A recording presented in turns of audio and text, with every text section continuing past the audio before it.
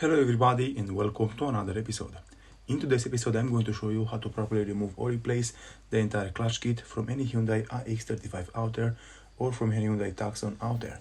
So today I am working on this vehicle and I decided with the owner of the vehicle to replace the flywheel in special because the flywheel is making a very weird rattle, especially at cold mornings. And because of that we decided together to replace completely the clutch kit, the clutch bearing, the flywheel and also the clutch pressure plate, because they are all together in today's TUCSON kit for this kind of vehicle. So the parts which I bought for this kind of vehicle are made by the manufacturer Luck or Look, doesn't matter how I want to call it. I have them right here on the ground, and in my case they are all brand new. They were a little bit expensive. I paid for them around 800 euros for the complete kit for this kind of vehicle. And yes, if you are asking me, they are very expensive and I don't know why. Probably those kind of parts are not going bad so often on these kind of vehicles, and because of that the manufacturer priced them at a higher price than usual, because on most of the vehicles the complete kit or the flywheel will go around 200 to 400 euros mostly, but from what I can see on this vehicle it's more than double. And if I choose to go with socks, which I didn't choose, the socks is the original manufacturer or the original parts installment on this kind of vehicle, they will be around 1000 euros for this kind of vehicle, only for the complete kit with the clutch bearing, clutch pressure plate and with the clutch disc itself.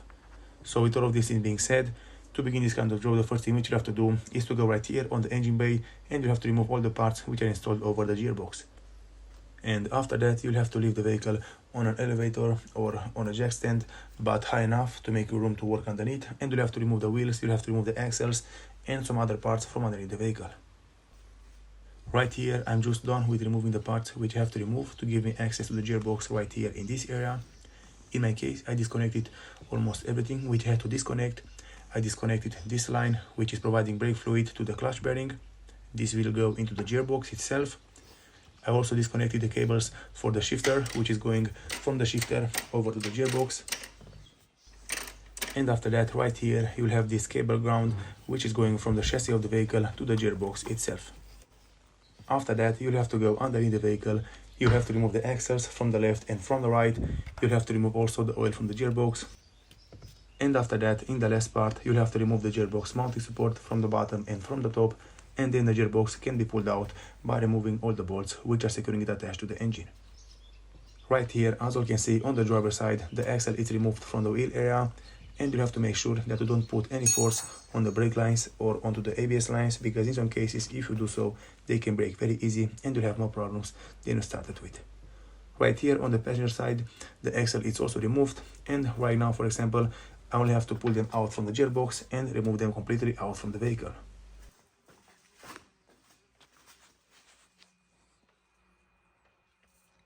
Moving forward, underneath the vehicle, right here, the oil from the gearbox is also removed completely. I let it drain completely out from the gearbox, because if you don't remove it, the oil can leak out from the axles area or from the axle mounting point. And if you don't remove it earlier, you leak over the entire garage. Right here, as you can see, this is the front differential, and if you don't remove the front differential first, you will not be able to remove the gearbox completely out from the vehicle unless you completely remove the subframe from the front side of the vehicle. Alright everybody, so as you can see right here, I just finished removing both of the front axles from the vehicle. This one is the axle from the passenger side or from the right side. You'll have to remove this mounting bracket from it, which is secured with 3 bolts over the engine, and only then the axle can be pulled out from the vehicle. The other one from right here from the driver's side, it's very easy to remove. Only pull it out from the front wheel area and then pull it out from the gearbox, and it will come out very easy from its place. If you are not able to pull it out from the gearbox, just use a very small breaker bar and put it underneath and push it out. After that, right here underneath the vehicle, I just removed the gearbox mounting support. You'll have to remove 2 bolts which are securing it attached in place. And from here, the next thing which I'm going to do is to remove the differential, the front differential from this kind of gearbox, and then I'm going to remove the gearbox completely out from this kind of vehicle. Just remove all the bolts which are securing it attached to the vehicle all around, and then you just have to pull it out from the vehicle. I recommend all to not do it alone, because this gearbox is very heavy. In my case, I'm going to remove it alone, but I'm going to have 1 or 2 persons probably to help me put it back over the vehicle after that. I also recommend you all to take some pictures with the bolts which you remove from the gearbox, just to know exactly after you finish this kind of job where to install them back on the gearbox, because they can be different sizes and different lengths.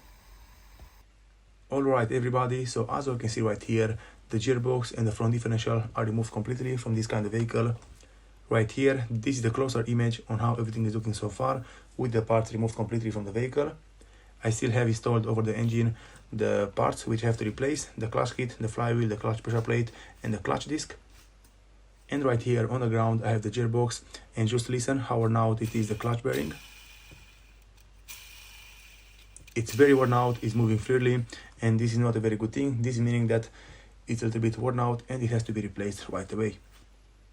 Moving forward, right here on the ground I have the front differential, which I just removed from the gearbox after I removed the gearbox completely out from the vehicle. And I recommend you all to make some marks or some lines right here in this area, just to know exactly where the differential was and how to install it back into the engine or into the gearbox position. This one can't be removed if you don't remove the subframe, but in my case, after I removed and disconnected the gearbox completely, I pulled it out from this small area. As you can see, the space right here, it's so small, you don't have a lot of room to work with, but it can be done if you know how to do it. Also, I didn't disconnect the starter, I only removed the two bolts which are securing it mounted in place, and I let it hang into its position. And right here in this area, this is a closer look of how everything is working and how everything is looking so far on the vehicle.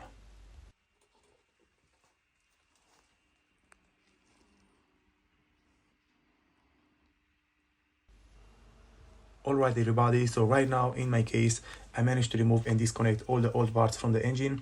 I removed the flywheel, the entire clutch kit, and I just want to show you all right here. After you do remove the flywheel, you have to be very carefully in this area to the rear main seal. So this is the rear main seal of the crankshaft mounted in the side with the gearbox, and you have to be very carefully with this magnet which is just installed over it in this way over the crankshaft, and which is providing a signal to the crankshaft position sensor.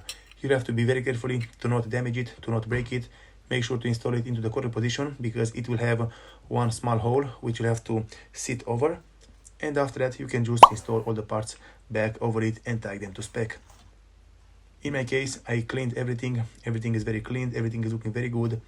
The crankshaft rear seal is looking very good, and also this magnet is not damaged in any way, so I can just reuse it.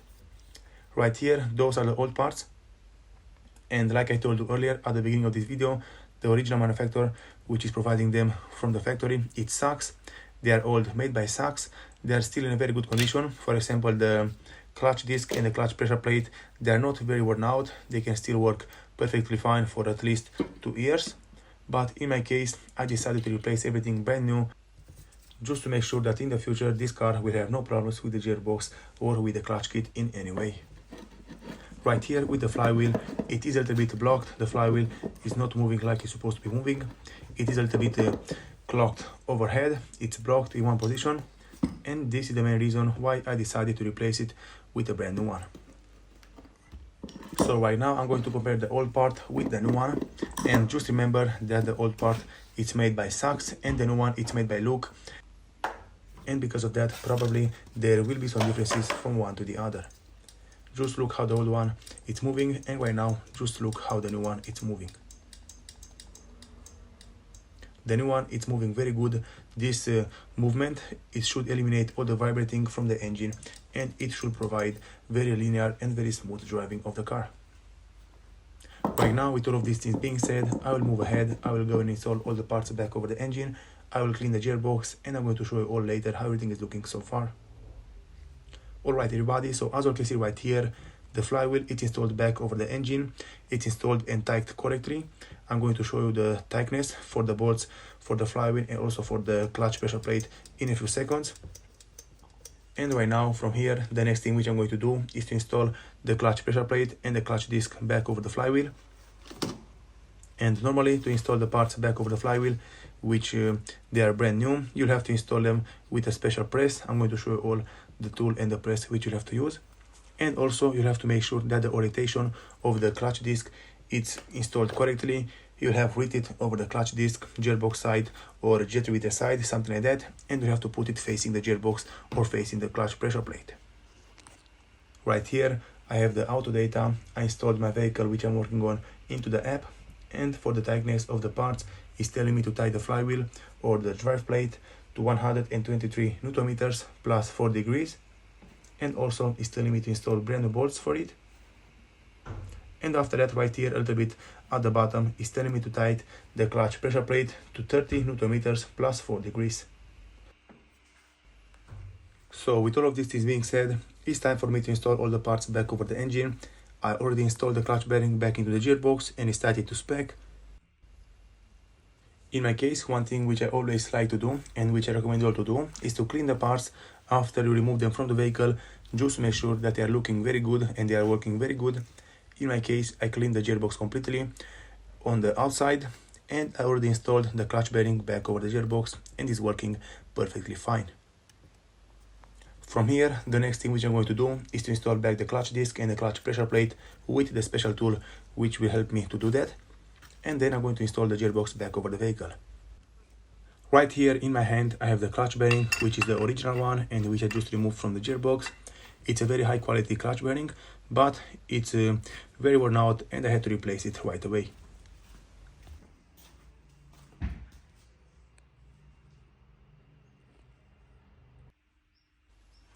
Alright everybody, so right here in this moment I'm installing the clutch pressure plate and the clutch disc back over the flywheel. I'm using this special tool which will help me to center the clutch disc and also to put pressure over the clutch pressure plate, and in this way I can tighten it evenly from one corner to the other. Usually you'll have 6 or 8 bolts which will secure the clutch pressure plate over the flywheel. You'll have to put the tool depending on how many bolts you have, and you'll have to tighten the rest of the bolts which are free until they are completely tightened. As you can see right here, the clutch pressure plate, the clutch disc, everything is installed back over the engine. The flywheel, all the parts are very well put together and installed correctly over the engine.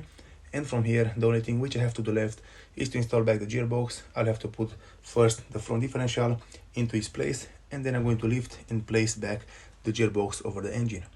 This one can be very difficult if you don't know how to do it, or if you're not able to do it alone. I recommend you all to take 1 or 2 persons to help you push it back and into the correct position and eventually tighten it to spec. Alright everybody, so as you can see right here in this moment, all the parts are installed back over the engine and over the vehicle. The gearbox, the front differential, the axles, all the screws, all the mounting supports are installed back like it was installed from the factory. From here, the only thing which I have to do left is to install back the gearbox oil. I'm going to put brand new gearbox oil into the gearbox, and then I'm going to start the car and show you all how everything is working so far.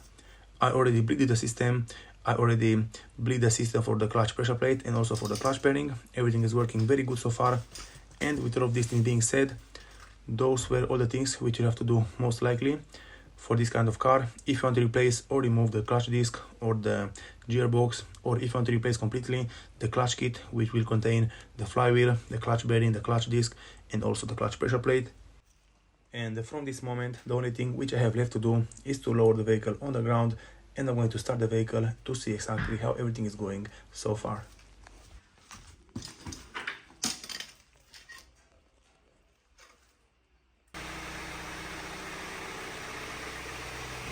Alright everybody, so as you can see right here, the vehicle is turned on, everything is working very good and very smooth so far.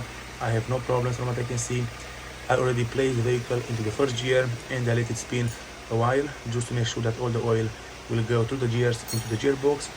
I detached, or I turned off the electronic stability control just to make sure that the vehicle will not drive off the ramps, because the vehicle it's a 4x4 vehicle, or it's an all-wheel drive, and if it's an all-wheel drive, probably it will drive with the rear wheels of the ramps. So just turn off the electronic stability control just to make sure that it will not drive by itself.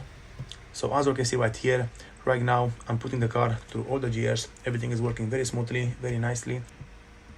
And as you can see, in my case, this job was a complete success.